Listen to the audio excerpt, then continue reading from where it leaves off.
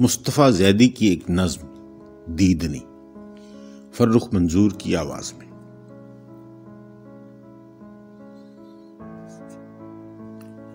मेरी पलकों को मत देखो, इनका उठना, इनका झपकना जिस्म का नामहसूस अमल है। मेरी आंखों को मत देखो, इनकी ओट में शामे गरीबा, इनकी आड़ में दश्ते अजल है।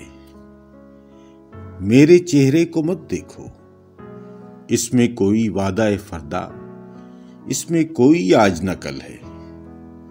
अब इस दरिया तक मत आओ जिसकी लहरें टूट चुकी हैं, इस सीने से लौ ना लगाओ जिसकी नब्जें छूट चुकी हैं।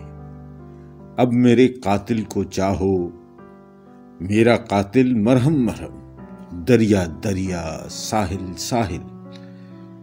काजी शहर का माथा चूमो, जिसके कलम में जहरे हिलाहिल, जिसके सुखन में लहने सलासिल।